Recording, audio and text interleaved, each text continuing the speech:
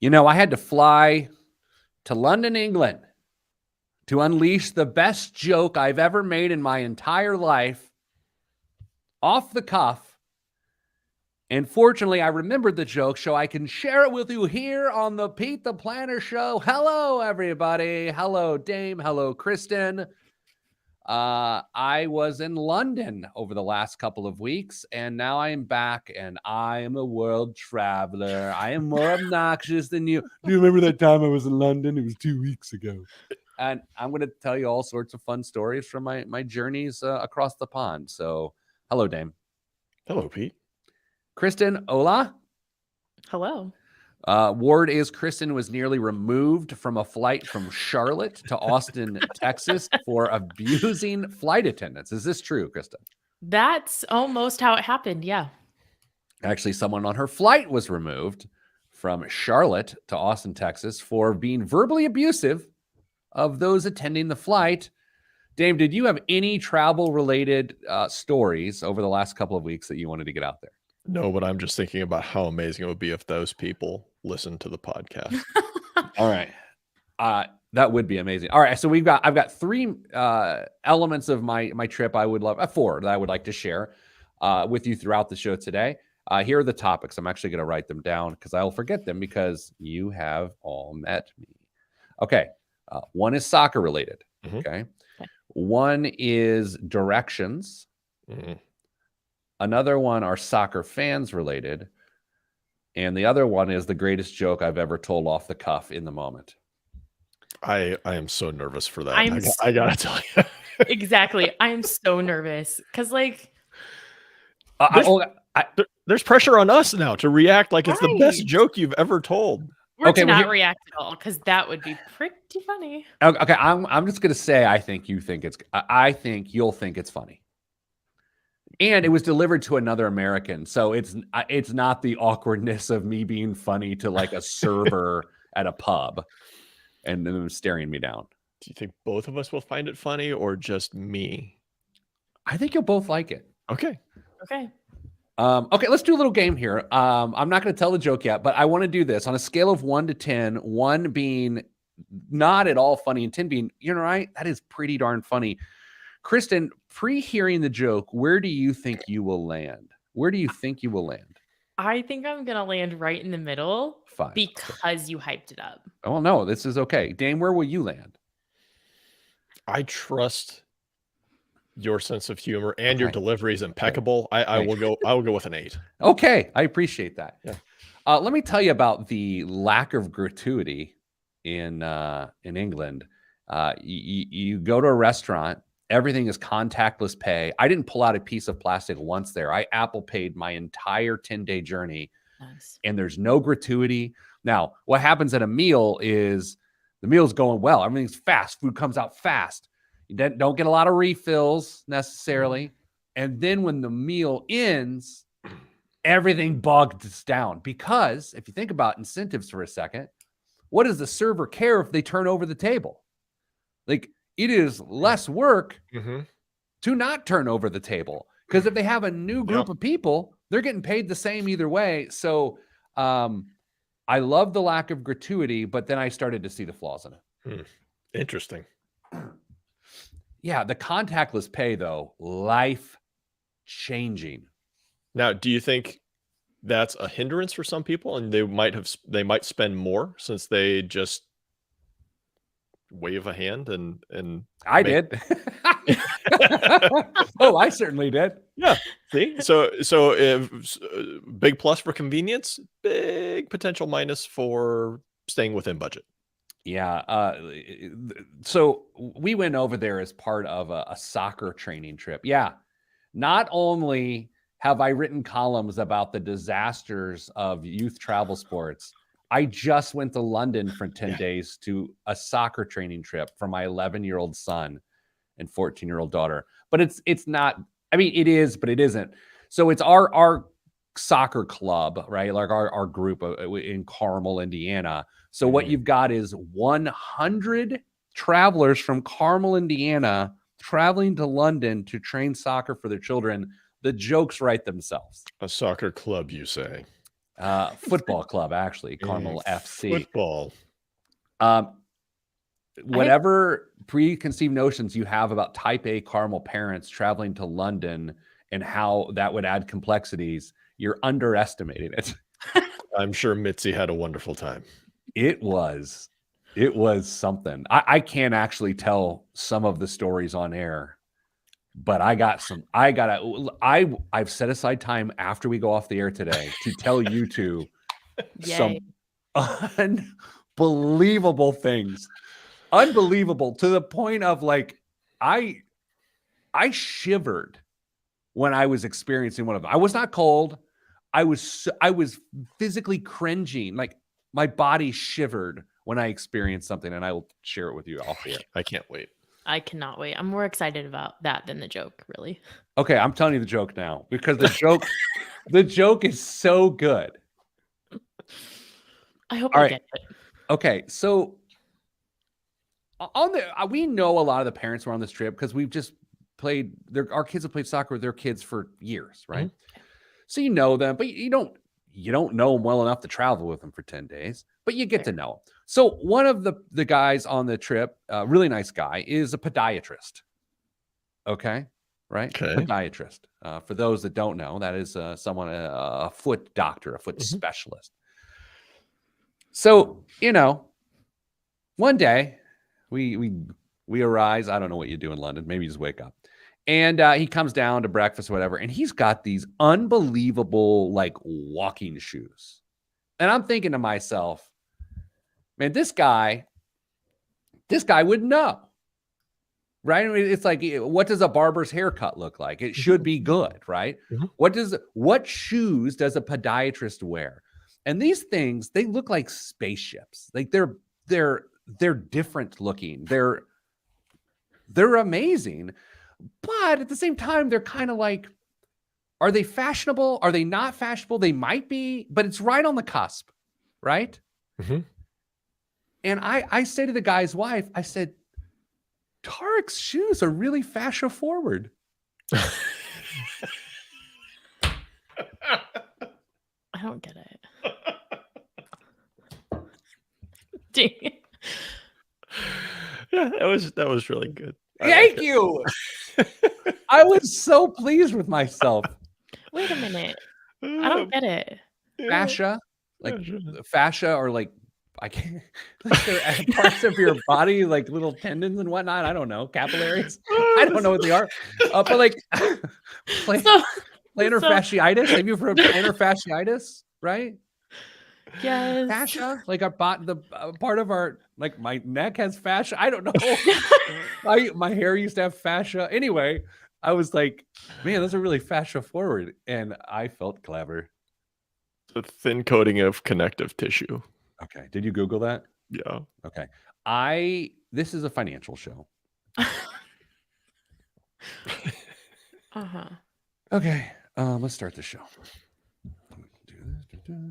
Text from my accountant. That's fun. 2 days before the tax deadline. Oh, so y'all haven't filed yet? I get taxes from my accountant all the time. Calm down. Yeah, you do. It's like, pick up the kids. Their practice ends at 4. Yeah. Okay. Let's start the show. What are we doing? We want to do that inheritance question? Email first, Yes. yeah. In 3, 2, 1. This week on the Pete the Planner Show, we answer your money questions. Here's how the show works. You email us askpete@petetheplanner.com. That's askpete@petetheplanner.com. We are so glad you are joining us here today, whether you're listening on WIOU in Kokomo or WTRC in Mishawaka, or even down in Bloomington on WGCL, or on the podcast, or on our Friday live stream at 10 a.m. Hello, everyone. Damian Dunn, Kristen Elanius join me. Kristen, hello. Hello. Damian, now say hello to Kristen. Hello, Kristen. Neat. Okay, so we got an email, as is how the show works, because people email us at askpete@petetheplanner.com, and our job is to enlighten them with delight. This one says, hello, Pete and Co. And for those that listen to the show, the joke there really is, this is Kristen's show that we called Kristen and Co. Longtime listener, first time with enough money to ask about. That I like it. Now, as this email gets read here, that's interesting. And I'm going to, how many timeouts do I get, Dame, per? 2 per segment, 1:30 and 1 full. Okay, I'm going to take a 30 here. Kristen, what we want this show to be is that we can talk about financial concepts, get a person's brain ready, so then when the right opportunity or the right amount of resources come into their life, they are ready to act and they feel prepared. That's why we do the show. The show is not for people with money. It's to prepare anyone who might come across money. Is that fair? That is fair, yes. Dame? Yes. My grandmother, I'm reading the email. Yes. My grandmother recently passed, leaving me a higher than expected amount, and I'm not too sure where to put it. I am in need of housing and am familiar with home rehabilitation, so I am contemplating buying a house to live in and work on it. However, I'm saying that because the person capitalized those words, do have a fiance and a 1.5-year-old and a 1-month-year-old. Dame, can you have a 1-month-year-old? Are you taking another timeout? Yeah. I'm going to blow them all in the first half. Yeah, no, I don't believe you can have a 1-month-year-old, but we'll chalk it up to somebody being maybe a little nervous composing the first email to us. Just weighing options and trying to find happy medium. So we're all taken care of. But then I heard of some other account adding 14.5%. Is this true? Okay. Wow. We got a lot to deal with. They did not leave their name, so I assume that their parents didn't name them. Kristen, what jumps out to you in this email? The thing that jumps out to me in this email is the danger that is being familiar with home rehab or reno and having 2 under 2. Okay, so the confidence a person may have in their ability to reno, as the kids call it, which I've never heard until just now, thank God. Really? What? Reno? Yeah. I've heard of repo. Not the same. Reno? Really? Yeah. How much time did you save by saying reno? Well, 2 syllables? Kristen, you don't sit in a lot of meetings with our vice president of marketing, but one of the things he says when he agrees with you is he'll say what, Damien? I don't know. He never agrees with me. He's good point. He says 100%. This week he started saying 100p. And I thought, how much time are you saving by not saying %? Yeah. Anyway, Dave, what jumps out to you about this email? What jumps out at me is that I am in need of housing and familiar with rehabilitation, and I do have a fiance, and I want to work on this house. Ooh. I'm wondering if there's buy-in from the fiance and the perspective that's going on there. Oh, I did not capture that, sir. Yeah. Look The at fiance, the fiance wants a turnkey house. Yeah. Do you think, Kristen, do you think this emailer is a lady or do you think this is a man? Ooh. I know I have a gut reaction, but I think it's a guy. I think it's a woman. Ooh. Dame, what do you think? I would go with guy. Really? I wouldn't think a guy would call their grandma a grandmother. Really? Yeah. I'm not the point of this. Okay, here's what sticks out to me. And they heard there's an account adding 14.5%. Is this true? We also know that is not true, right? Mm-hmm. Like there is nothing giving you 14.5%. Maybe they meant 4.5%, which there would be getting closer to, but even then that would be sort of tough. I know of something getting 4.2, I believe. So here's why I bring up that 14.5%. If they did mean to put 14.5%, and that is one of the questions within the email, then emailer and listener, I think, Dame, we got to make sure that we're level set about some maybe financial certainties, or we need to make sure that we're all understanding the dynamics of this situation. Because I don't know how any way to say it. That's a novice question. It sounds really rude to say. But if someone's wondering if 14.5% is a real thing, then we're going to need to make sure if we're going to give housing guidance right now, that we were very specific about down payment, about the amount that the mortgage needs to equal in relation to the person's take-home pay. And I say that with respect, but that's what I sniffed out when I read this email. And there's other considerations. I mean, if we're going to start from the basic building blocks of a good financial life, what's the emergency fund look like? I mean, we've got 2 kids at home, assuming that there's only one income, and I don't know why I'm assuming that, but I am. Are we making sure that we're taking care of everything that needs to be taken care of before we get into a question of a bigger outlay for housing? Yeah, because Kristen, doesn't it seem like that the inheritance triggered the move? Yeah, it does. And I don't know really how to conceptualize this, but when I think about an inheritance, I'm going to just talk through it, I guess. When I think about an inheritance, I always like to think of how can it do work that maybe I wouldn't have been able to do, but not necessarily impact my day to day. So, like, if they weren't in a position to be able to afford the mortgage payment on this house, I don't want the inheritance to provide that opportunity. I want the inheritance to like fund those goals that were just out of reach, like 529 plans or like a bigger wedding, like those kinds of things. Yeah, interesting point, right? Because fiance would indicate that they would spend some semblance of money on a wedding, but it wasn't brought up, which I'm kind of glad that it's like, oh, I got left a bunch of money. Now we can fund our wedding. That would actually scare me more than anything. Are you opposed to having a wedding of your dreams, Pete? Yes. Yeah, I actually am. Go figure. If you what does a person look like who feels that way? They look like me. They look like me. This is fascinating because Dame, you remember when and then maybe this trend still exists, but I'll just say 15, 20 years ago, there was a massive, massive trend of parents gifting down payment money to young adults for a house. And go figure, I was against that because it tricks the bank into thinking this is a person who can otherwise handle home ownership. I view that pillar of home ownership, or that I should say that hurdle to home ownership, an important part of the process that if you try to circumvent, you're going to end up hurting yourself. Does this instant down payment or massive inheritance, which just purchases a house, does it also circumvent the prudence of home ownership? Yeah, I think it could. I think some of those things be sniffed out on loan application, but I think it could absolutely circumvent.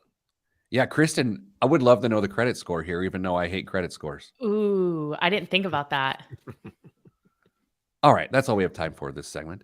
Coming up after the break, is a breadwinner still a thing? Find out next. I'm Pete the Planner. I accidentally looked down at the time and accidentally caught it with 7 seconds to go. That's why I was kind of brief. I was trying to give you a chance to wrap. I Sorry, thought you were doing that thing that you did to me last time where you asked me a question with like 2 seconds left. I was like, no, but I am going to do that next segment. I forgot about it. Jeremiah, we're not taking April off. Sorry, I was in Europe with a backpack. All right. By the way, Dame, 1 to 10, great joke. You thought it would feel like an 8 before hearing the joke. After you heard the joke, where do you put it? I got to say, it's kind of a combination. I think it's a good 8, but it was a combination of the joke and Kristen's clear miss on it. Yeah. And so it was just, something that was genuinely funny. And then the fact that somebody didn't get it. So. Yeah. So you stick at the 8? Yeah, I think 8's right where it landed. Kristen, you thought a 5, but then you didn't understand what most of us understand about our bodies is that they contain a degree of fascia. I'm sorry. A lot of it, actually. But. So you said a 5. Where are you now? If I would have gotten it, I would have thought it was funnier. But because I didn't get it. So it's a 5. Yeah, I think 5's strong from Kristen's standpoint, but I'll let her save face and say 5. All right. So needless to say, Dame at least knows this. I really have come in the last several years, and by several, I mean 3, to enjoy football, to enjoy soccer. I love to watch it. I love to coach it. I don't know. I got bit. So one of the things we did over in London is we went to some Premier League soccer matches, which is the short of the World Cup, I would argue, is like the creme de la creme. It's like it is the epitome of the soccer world is watching a Premier League match. And so, well, I've watched hundreds on TV over the last few years. I've never been to anything like this. Now, I have been to Indy 11 games, which are professional soccer games in a second league here in the United States, but I've never been to this sort of thing. So I go to the West Ham versus Southampton game on Sunday, April 1st, which was Ted's birthday. And so I don't know any of the protocol of these things other than what I've seen on TV. And so I get there. We get there right on time because we had to run from the underground to get there. We just got there. And so we get in our row, people to stand up and let us in. And the game has started and everyone's just locked in. Well, so we came from training, like no one in my family had eaten. And I'm like, I got to get some people some food. Like people are melting down. So I'm like, I'm just going to go get us whatever they have in the concession stand. So I might get up, and I'm like going back through the aisle. And this one dude, probably second seat in, tatted up, is not happy that I'm getting up. And he can already sense my Americanism, right? So I go and get food. And I come back with like 4 hot dogs, a bunch of drinks, because I'm just like, look, I got to feed the people here. And so I get back to the aisle where he and his lady have got to stand up. And at this point, he is mad at me. He hates me. And he's looking me in the eye and he's just like about to kill me. And he stands up and his lady standing next to him. And he's just eyeballing me. Like, I don't necessarily know what it feels like to be eyeballed right prior to murder. But this is what it feels like, I think. And his lady friend puts her hand on his shoulder and she goes, breathe, just breathe, just breathe. And so I get through and I sit down. I'm like, oh my God, that was nuts. 2 days later, we are touring Tottenham Stadium, which is one of the greatest stadiums ever. So we're touring this and we're going through the stadium tour and the tour guide's like, hey, you have to understand. I'm not going to try to do a British accent. He's like, you need to understand that in England, when you watch a football match, you don't eat. It's not snack time. You sit there for 45 minutes and you lock in. And then when they blow the whistle for halftime, you get up and do whatever you want. So I violated like this thing. And then now that he said that, I'm thinking back to the game. No one else is getting up. No one else is eating. No one else is drinking except this American with 4-foot-long hot dogs, which they were like 100 centimeters. Yeah. And I was just like, oh my God, I almost got killed at a Premier League game because I'm an idiot. No. And fortunately, that guy's lady was like, breathe, just breathe. And so now when we try to calm people down at our house, we go, breathe, just breathe. Could you see you getting out into the concourse and be like, man, there's no lines here. This is great. Hey, literally, no, I can't even. No one was in the concourse. No one. I went up to the concession stand. I was like, yeah, I'll take 4 dogs, a couple bottles of water. And they were like looking at me like my head had fallen off. But what had actually happened is I was a dumb American. Excuse me, your Americanism is showing. Whoo. All right. Next segment. So you're gonna get just be upset when people like get up from the dinner table or just try and bring that part of England home with you now? Pretty much. I get mad at everything now. And breathe, just breathe. Look at people on the sidelines while you're coaching as they stand up to go back to their truck to get a refill, walk back over. Big time. So when our boys and girls played against the local talent, because we set up friendlies, we got killed. I mean, just absolutely killed. It was fun to watch. I mean, because these kids were nuts. It was like a different sport. Our kids played hard and they played well, but dude. So same age. Nate. Same age. How old of American kids do you think those younger kids could have beaten? Oh man, a year or two older, but top talent, right? So my daughter played 3 years up because the team that went. So my daughter's 14, but she played with 16 and 17-year-olds. So she was just getting. Yeah. So Right. my daughter's decent.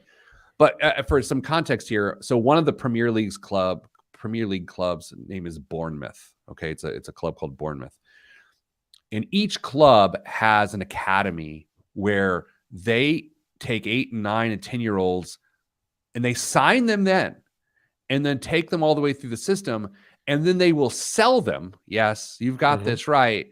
That's how the clubs make money. They sell this talent. So my daughter's team played the U16s, I mean under 16s, Bournemouth. So they played a Premier League women's team, which these players had been signed so they could be sold later, and got killed. And it was great. And it was fun to watch. And it was intense. And yet somehow U.S. women's soccer still regularly wins the World Cup. More on that in our next break. Excellent. All right, let's start in 3, 2, 1. Back on the Pete the Planner show. If you're listening on WIBC, our flagship station out of Indianapolis, good day. If you're not listening on that particular station, good day. Dame, you sent an article, maybe Kristen did, a little bit earlier today, that had mention of the concept of being the primary breadwinner and whether that is an archaic idea. Is it realistic? And so what I would love to do over the next couple segments is try to have an honest and fair conversation around the advantages and disadvantages of being a 1-income household versus a 2-income household. And then how close are those incomes, if there is a 2-income household, in terms of, are people splitting the household income? So Kristen, you generally know where to begin on these sorts of things. Where do we take a bite off of this apple? I don't know where to take a bite off this apple, because the thing that I thought of actually first was some research from one of my classes about how whether you're a female breadwinner in your home or not can actually influence the arguments that happen within your household. Okay, I love this, because back when I was actually a financial person, I would notice this amongst the families in which the woman in a heterosexual household would, the woman would, if they were making more money, the dynamics of that household were completely different. This is anecdotal. This was my own research back in the mid 2000s. I 100% agree with whatever that research suggests. Well, the research, so the paper was titled, "Does She Think It Matters Who Makes More? Perceived Differences in Types of Relationship Arguments Among Female Breadwinners and Non-Breadwinners." And it goes on to discuss that when women earned more, they were more argumentative about household chores, couple relationship, and communication. And then women who earned less reported arguments about more arguments around time and scheduling.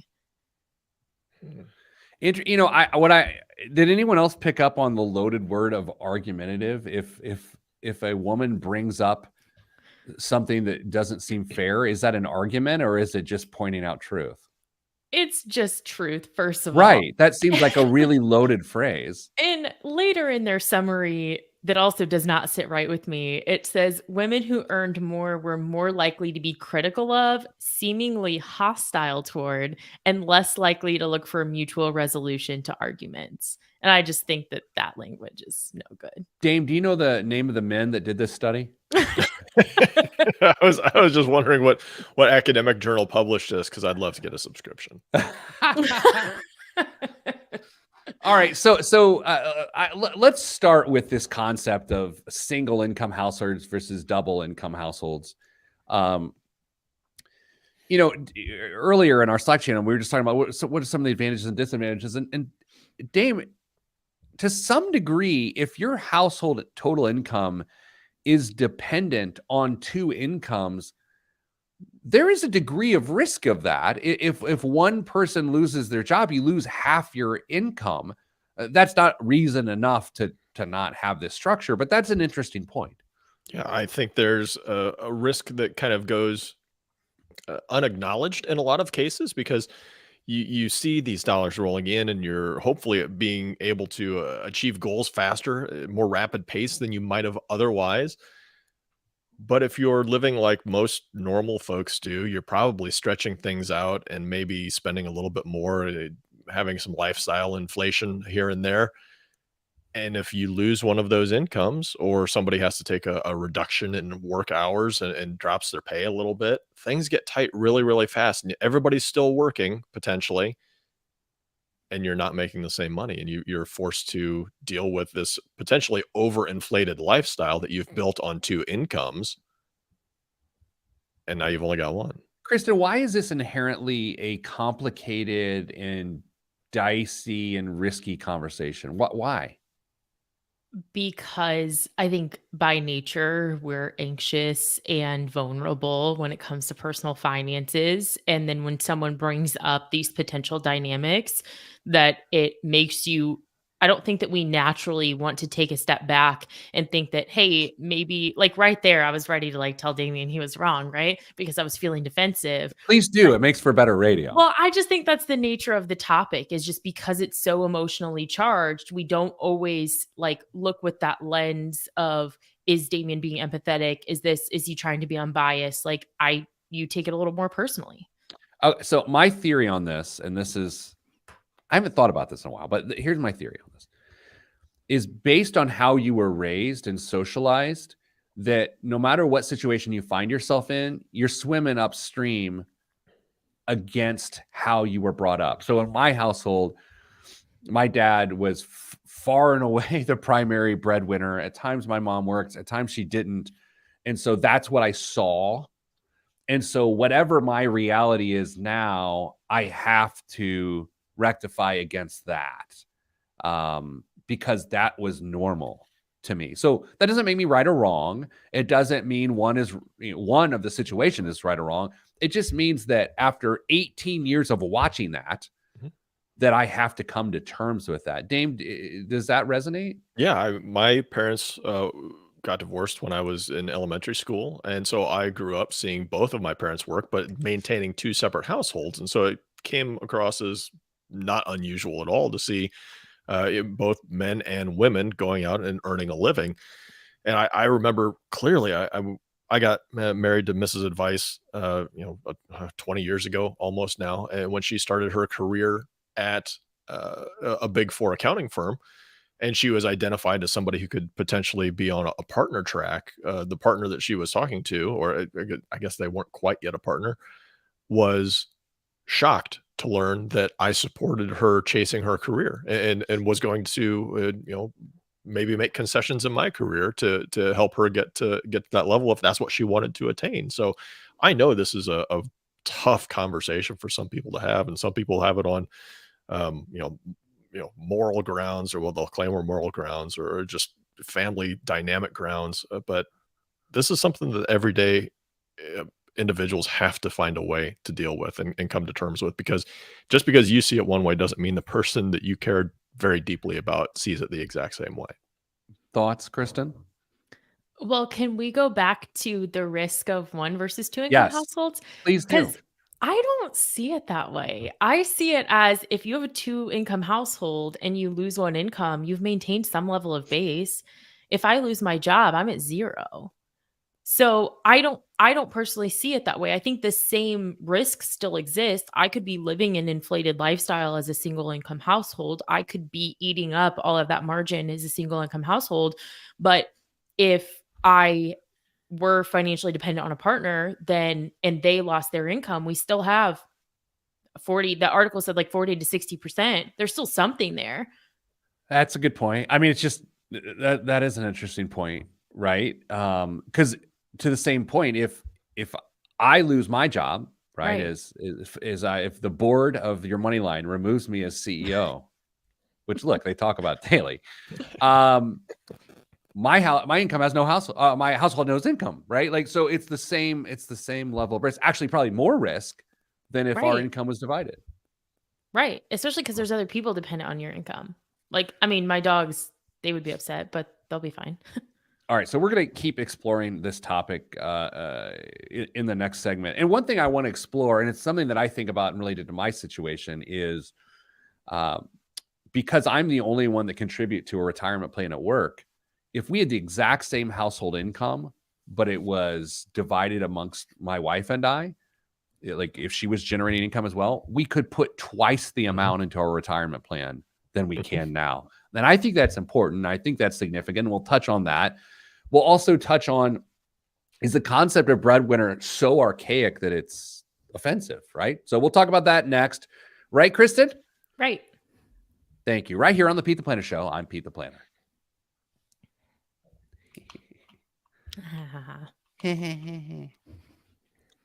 I liked Jason's comment. It made me laugh while Dame was talking. Trophy husband. I often say I go to events with my wife just to be her arm candy. Good for you. All right. So we're on a bus in the countryside of England. You're looking out on the fields and you're seeing sheep and muntjacks. That's right. Muntjacks. Do you know what a muntjack is? Yeah, they're delicious. No, you've never had a muntjack. A muntjack looks like a goat and a deer went to dinner together and it went well. Like they, you know what I mean? How do you spell muntjack? Kristen, you like that one? That was good. Muntjac. Muntjack. It looks like a goat and a deer. Okay. Got into some heavy petting or something. I don't know. That was a little graphic. Yeah. You see, it's like a jackalope looking thing. Have you ever seen such a thing? Native to South Asia and Southeast Asia. Are you sure you were in England? 100%. They just got on a plane. They don't know. They were there. I'm not Okay. kidding. Anyway, I think it's called the Reeves muntjack specifically, but no one cares. No. No one cares. Okay. Anyway, so we're in the middle of nowhere and we're trying to go to this soccer facility to train in the middle of nowhere because that seemed like a good idea. Mm-hmm. And our bus driver, and his age doesn't matter, but it was probably if you added a couple of our ages together, but that doesn't matter. He pulls over the coach. And by the way, there was a lot of confusion around the coach because the bus is called a coach and we had coaches on the bus, but they're called managers. And there was someone managing the trip also called the manager. And so there was a lot of confusion. Who's on first? The coach pulls over.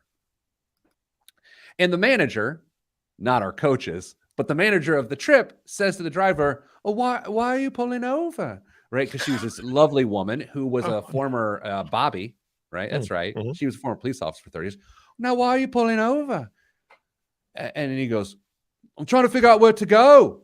And then she goes, "Well, are you lost?" And he goes, "I'm not lost. I just don't know where I am." It was hilarious. I mean, we're in the back of the coach and just going, "I'm not lost. I just don't know where I am." And so that has become like the greatest. It was like his Liverpool accent. It was love. "I'm not lost. I just don't know where I am." I bet that poor man said that a dozen times in his life, at least. Oh my gosh. He sounded like a Beatles lyric. It was so good. So good. All right. A lot of fish and chips. A lot of fish and chips. Yeah. A lot of fish and chips. Okay, next segment. They come with newspaper? No, not where I was. No, not where I was. Here we go. M32. Do we even know where are we gonna start back with this thing? Where do we want to go with it? You gave like 5 things you wanted to talk about. Well, then pick one. Dame, you bring us back. remember All right, here we go. I'll bring us back. I'll go right to you, Dame. You've got it. You've got your handle on this. Yeah. And 3, 2, 1. Back on the Pete the Planner Show. We call this the Damian Dunn segment of the show. He's identified several things of how to cover the dynamics of breadwinner. Is being a breadwinner a thing anymore? Or do the dynamics of gender change that? Is it better to have one income or two? What happens when in households based on those ideas. So that's what we're talking about right now. Damien, take it away. Pete, you brought up something really interesting at the end of last segment that I'm not sure I ever thought of, that I would love to get your and Kristen's opinion on, is the concept of breadwinner. I think you said offensive at this point. Is that what you said? Yeah, you've never considered that.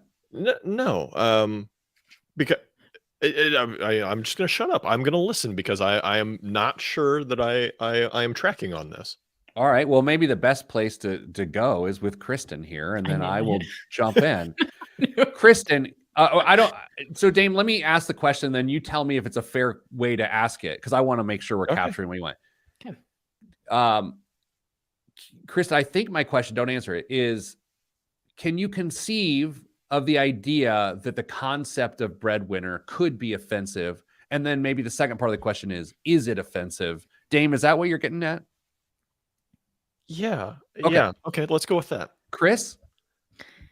I think that it can be offensive. And I think that most of the time, oh, that's tough. Most of the time, people maybe when they say that don't realize. I feel that it discounts the work that the non breadwinner might have to do. Whether that's like, if let's say that you have like the like traditional, I'm using air quotes, household, you have one income earner and then the other does everything else, the grocery shopping, the cleaning, picking up the kids, etc. Calling the breadwinner that, I feel like just dismisses all of the other work and the emotional labor that that other partner does. So I think it can be offensive depending on who's saying it. You know, I agree with how Kristen said it. Jordan in our live stream on Facebook Live noted it can be weaponized for sure. And I think for me, it's breadwinner being a compound word. It's the word winner. It's like, why is one person a winner and the other's a keeper? You know, like that feels like it could be weaponized. I'll just say this: I am the only breadwinner of my home, if you want to go that direction. And when Mrs. Planer was down with the flu or COVID or whatever we get these days, and I was in charge of literally everything for like 10 days, I was the loser. It was awful. I was doing both roles poorly, as opposed to just one role poorly, which I typically do, which is win bread. And so, yeah, Dame, I do think breadwinner can be offensive, but I also understand people's perspective who are like, man, you're just really overthinking it. It feels a little cancel culture-ish. Yeah, I think that's still where I'm at. I don't. I mean, I guess I can understand. I understand Kristen's sentiment and how that can be a very horrible situation for somebody to put in. And that's, I don't think that necessarily has any bearing on the term that I use for that. I think if you're just being a jerk about it, you're being a jerk about it, regardless of what phrase you're going to use for that. But I don't know. I just I am influenced by experiences I've had when I was a financial advisor. I mean, there were times when I felt like the amount of money a person brought into their house equated to votes as it yeah, related to financial exactly. decisions. Mhm. And so it was more the act of that, Dame, versus Yeah. the words, which is offensive. You get into allowances. You get into, well, I deserve this because I make more. I think that's where the rubber hits the road in this conversation is, you know, does the amount of money you earn equal or equate to, maybe it's a better way to say it, equate to you being able to spend a higher percentage of discretionary money? So, Kristen, how do you get your head around that? I think that if you're having those conversations in your household, then you don't have to worry about being, if Dame is using that word, or someone, I shouldn't say Damien because then we'll get emails. If someone is using that term and they are saying that in a way that I personally feel is like a little malicious. I mean, if I've had that conversation in my household, or if like in your situation, Pete, like if you and Mrs. Planer have had that conversation and you're comfortable with your household rules and dynamic, then does it really matter what I think or what Dame thinks or what anybody else thinks? Like if it works for you. Yeah, I guess I don't care about the word. I care about the actions that are behind it, Pete. I just, as you said, your experiences have been, colored by your relationships you had through financial advising, and I've had some of the same to some extent. But I, look at the personal relationships outside of the professional world into the personal world as well, and I don't care what word you use. Just be a good person, be a great partner, great spouse, and figure it out. If you're being a jerk, put some word to it. Maybe some more colorful than breadwinner. Yeah, I think about the days I sort of, from a financial planning perspective, in my early days, was trained via the lens of life insurance, right? Started working for a life insurance company, that version of financial planning, and that evolved. But anyway, I remember going out on joint appointments with older, more experienced, seasoned, hard-ridden life insurance salesmen, and man, the words were also loaded. They were all so loaded as they'd sit down at a kitchen table. And, oftentimes we would come against a one income household. And then to talk about insuring the non breadwinner or the home keeper. And man, it honestly, like it was gross at the time in the year 2000. 23 years later, have you watched like an old like 80s or early 90s sitcom or something, and you watch and you're like, there is no way you could get away with saying that today. Oh yeah. There is no way. Even like Always Sunny in Philadelphia, if you watch the first episodes of that show, which was like 20 years ago or whatever, no way you could get away with that. And I agree with that same sentiment from a financial planning standpoint of there are ways we used to talk about money in these households that are admittedly gross now. I can only imagine some of those conversations when you're talking in a one income household and trying to make that pitch, and it's a very reasonable argument that you need to have life insurance on the stay at home parent.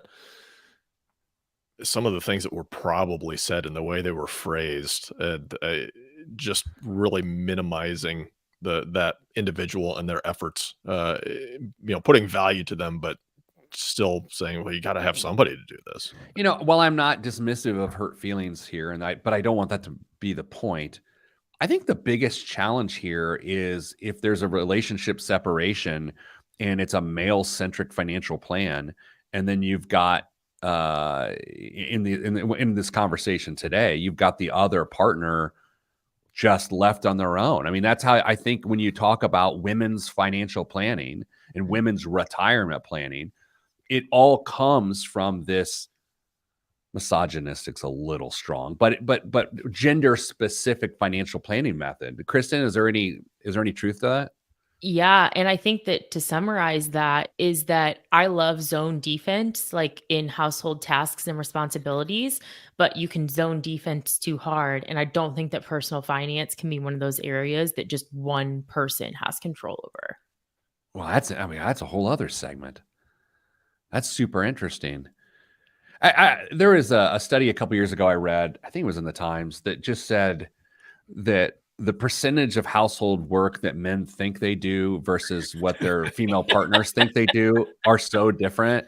And I read this and I was feeling very, up on these things. I went home to Mrs. Planner and was like, yeah, this article, because I'm like this percent. And she was just like, No. enjoy the couch, pal. Enjoy the couch. Good thing I fluffed the pillows. Yeah. Yeah. I know that was my 10% of my contribution. Okay. Coming up after the break, biggest waste of money of the week and current events. It's been 2 weeks since we've done current events, so I don't know how current they'll be, but they will be here right here on the Pete the Planner Show. I'm Pete the Planner. All right, my final story from London I'm going to share today, not that anyone cares about any of this stuff, is the coolest part of our trip, the best part of our trip. Other than this weird one, I saw my roommate from my freshman year in college at the Tower of London randomly standing right next to him. So weird. So weird. The strangest thing is this is when Mrs. Planner and I met, is that time of my life. And so she knew him too. And he left after the first semester and went to Purdue after that. But like, it was so weird. So weird. But here's the best part of the trip. Damien, you brought up the U.S. women's national team, which Mhm. I'm a massive fan, and I love to watch all of their matches. So we went to something called the Finalissima over in London, and it was England's women's national team versus Brazil in this big game called the Finalissima, which I'm still struggling to understand other than because you call it that, it's that, because it's, it's just a made up thing in preparation for the Women's World Cup later this year. And so we went to that match at Wembley Stadium, one of the largest stadiums in the world. It holds 90,000 people, and there were over 83,000 people there to watch this women's soccer game. It was the coolest sports moment of my life. It was unbelievable. It was an iconic stadium, Wembley Stadium, iconic, right? And it was also cool as the father of a daughter to see 83,000 people super excited about women's soccer. Like it was amazing. My story sort of peters out here other than to say, I could show you some video and pictures of this thing. But what ends up happening is no one cares about this. Man, I'm so glad I'm sharing it. England dominates the first half, goes up 1-0. Brazil sort of dominates the second half. 5 minutes left in regulation. Brazil scores, gets what's called the equalizer. So it's 1-1. And because this Finalissima is a made-up game of which they're just like, hey, we need to have a winner. Instead of going to extra time, which you typically do, 2 15-minute periods and extra time, so you play 30 more minutes of soccer, they did what are called PKs, which are penalty kicks. So they each get 5 chances to score on the goalie from what's called the spot. Okay, so it's PKs are like the most exciting thing in soccer, and that's how the game ends. And it happens right in front of us. England wins in PKs. And so again, for the football people listening, unbelievable. For those that don't give a rip, believe me, it was so amazing. Man, how hard were you blowing on those vuvuzelas? There was no vuvuzelas, but my kids, Ted, of course, has like an England scarf, with like the 3 lions on. And he's like, England! And I'm like, you turncoat. Like, we won the Revolutionary War. Anyway. All right. Oh, hey, look who it is, everybody. Jody. Jogo. Yeah. Hey. Speaking of excellence, hi, Jogo. Good to see you there on the live stream. All right. Let's do biggest waste of money of the week and that whole thing. Okay. I cannot wait to tell you. I cannot wait.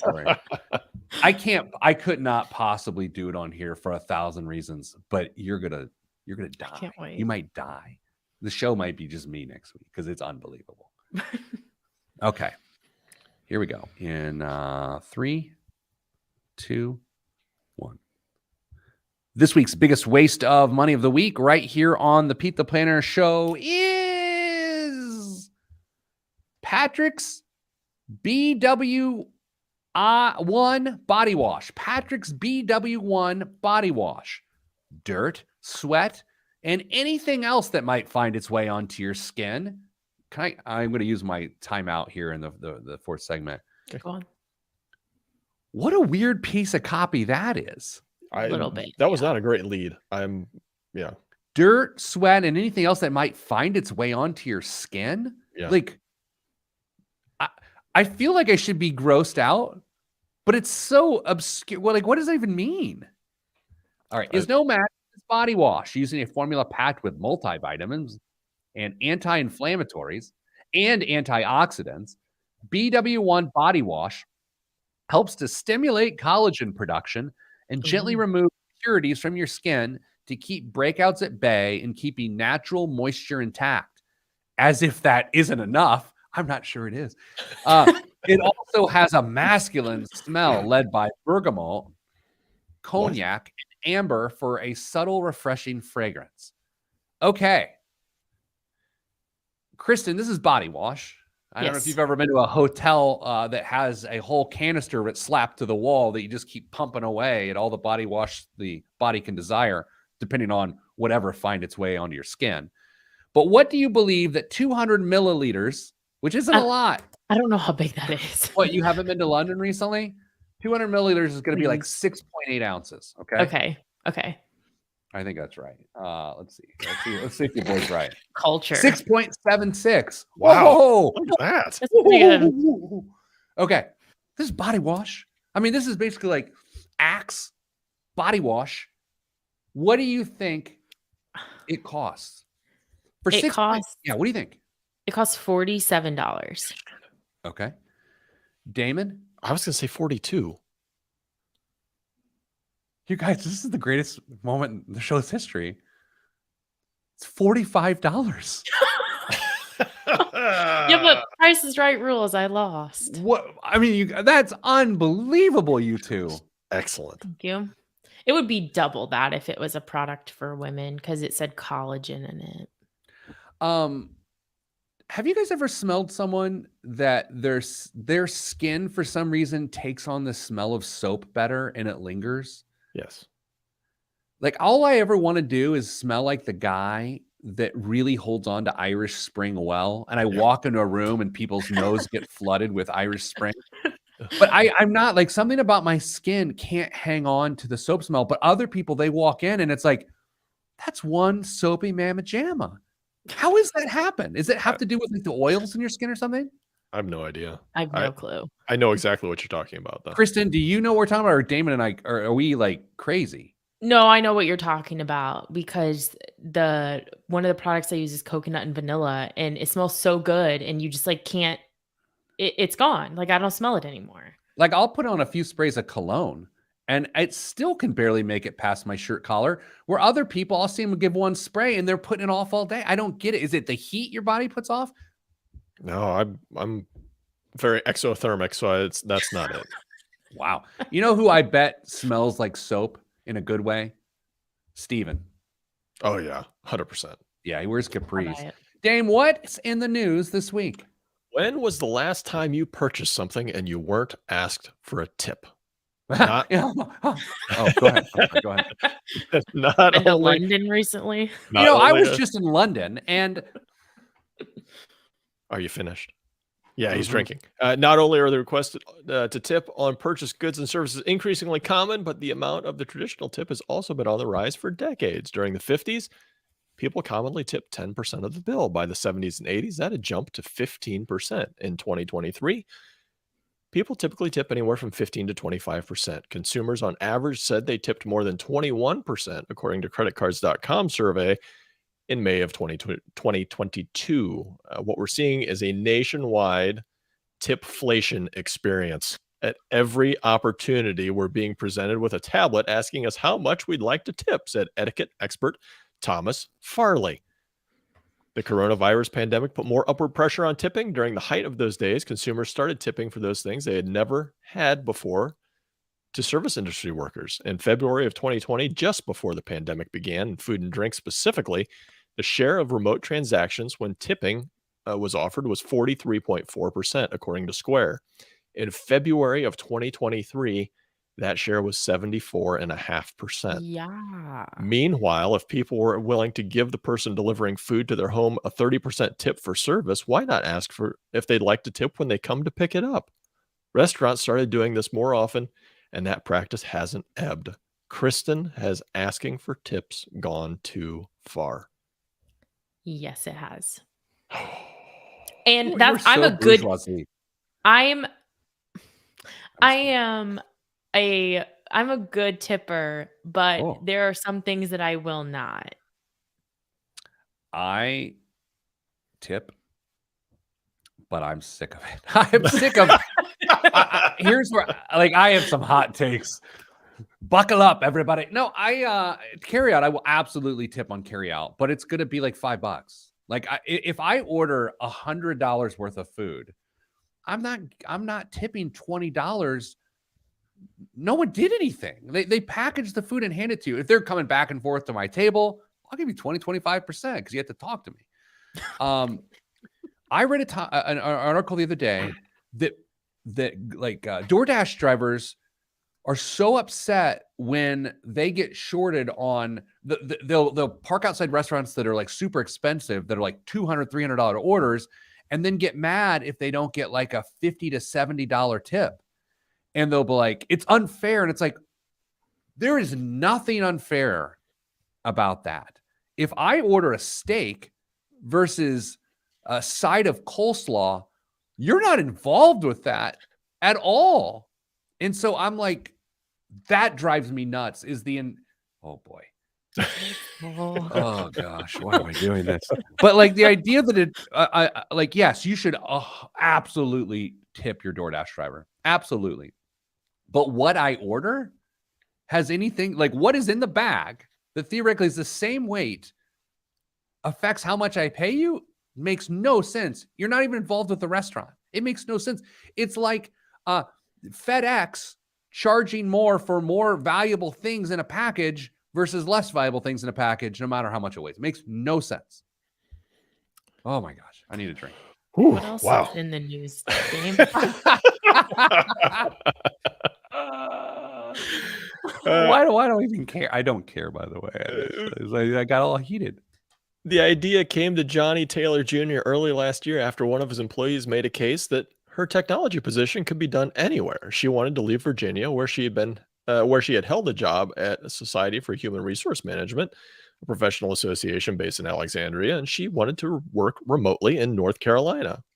Quote, then a light bulb went off, said Mr. Taylor. Instead of having the employee work in another state, he outsourced her job to India, where his organization is saving around 40% in labor costs. Welcome to the next wave of remote work, kids. During the pandemic, millions of Americans worked from home and many decamped to cities like Boise, Austin, and Phoenix. Companies learned that employees could be productive from afar thanks to remote working tech like Zoom and Dropbox. Now companies are responding to lingering labor shortages and rising wages by sending jobs overseas. There's more, but we're going to have to wrap. I did not see that coming. I did not. 7.3% of U.S. senior managers surveyed are going to start moving jobs abroad because of remote work. I believe I will say this. We have an offshore worker that we all work with, and we love him, and he's great. And that wasn't because we tried to do things cheaper. It's because in that particular area of what we needed done, the labor market was so hard. That was our only option. We pay him the equivalent wages of what we pay people here, you know? And so there's that aspect because of how highly skilled he is. But then, oh my gosh, I never considered it's like, okay, fine. Remote's the way to go. This is remote. Oh my. All right. Hey, that's all we got time for. Sending good vibes. Good vibes are all that's in the budget. I'm Pete the Planner. That's Kristen. That's Dame. We'll see you next week. See you next week. I mean, what is this? A Dick Cavett show? It's a new streak. Oh, tired. I got a head cold. It's from London, England. A little fog. Travel. I'll tell you this: when I was there, I dropped some pounds. And by pounds, I mean currency. Money. Yeah. I did lose a pound weight. Really? Couple kilos, yeah. I think that's very admirable to be on vacation for that long and actually come back lighter. We were doing like 13 to 17,000 steps a day, dude. Yeah. Oh, it was intense. All right, can we go off the air so I can tell you this horrendous story? Please. Hey, it's good to be back with all of you. I missed you. But all I got for you right now is stay getting money.